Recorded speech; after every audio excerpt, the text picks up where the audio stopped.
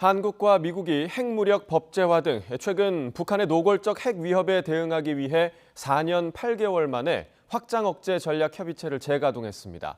미국은 북핵 억지를 위해 핵을 포함한 모든 방위 수단을 동원하겠다고 약속했습니다. 취재 기자 연결해서 자세한 소식 알아봅니다. 이종수 기자. 네, 국제부입니다. 네, 한국과 미국이 거의 5년 만에 확장 억제 전략 협의체를 다시 연 거죠. 네, 그렇습니다. 한미 두 나라 외교와 국방차관이 참석하는 고위급 확장 억제 전략 협의가 미국 워싱턴에서 열렸습니다. 2018년 1월 이후 4년 8개월 만입니다. 앞서 한미 정상은요, 지난 5월 확장 억제 전략 협의체 회의 재가동에 합의를 했었습니다. 확장 억제는 핵 공격이나 위협으로부터 동맹국을 보호하기 위해 미국이 핵 우산을 제공하는 방위 공약입니다. 네, 협의체에서는 최근 북한의 노골적 핵 위협에 대해서 어떤 입장을 내놨나요? 예, 한미 두 나라는요, 최근 북한의 핵무력 법제화에 심각한 우려를 표명했습니다.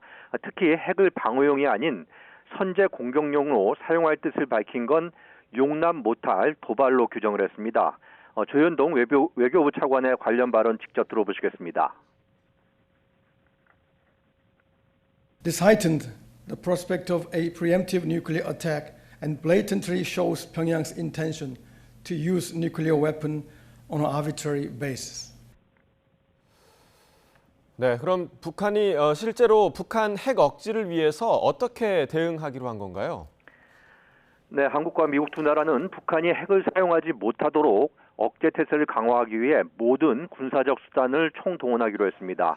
미국 측은 북핵 억제를 위해 핵을 포함한 미국의 모든 방위 능력을 동원할 것이라고 약속을 했습니다. 모든 방위 능력에는 미국의 핵우산은 물론 각종 재래식 무기와 미사일 방어 체계도 전부 포함이 됩니다. 콜린 칼 미 국방부 차관 관련 발언 내용을 직접 들어보시겠습니다. The United States will stand firm in its extended deterrence commitment to the ROK, which includes the full range of U.S. defense capabilities, including nuclear, conventional, and missile defense capabilities. 네, 그러니까 미국이 모든 군사 능력을 활용해서 확장 억제를 제공한다는 거죠. 네, 그렇습니다. 미국은 이와 함께 F-35 전투기가 참여한 연합훈련과 다음 주 부산으로 입항하는 도널드 레이건 항모 강습단을 예로 들었어요. 전략자산의 연내 전개와 운용 지속을 약속했습니다.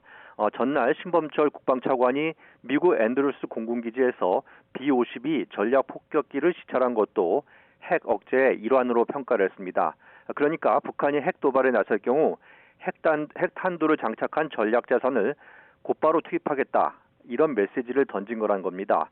또 외교, 경제, 군사적 수단을 활용해서 북한의 제재 회피와 불법 사이버 활동 문제를 해결해 나가기로 했습니다. 중국을 지역 내 증가하는 위협으로 애들로 표현한 가운데 한미 양측은 3자 또는 다자 간 협력의 필요성도 강조를 했습니다. 한미 양국은 고위급 확장 억제 전략 협의체 회의를 해마다 열어서 북한 핵 위협에 지속적으로 대응하기로도 했습니다. 이러한 한미 두 나라의 북핵 확장 억제 전략 협의 결과에 대해서 북한이 어떤 반응을 내놓을지 주목이 되고 있습니다. 지금까지 국제부에서 전해드렸습니다.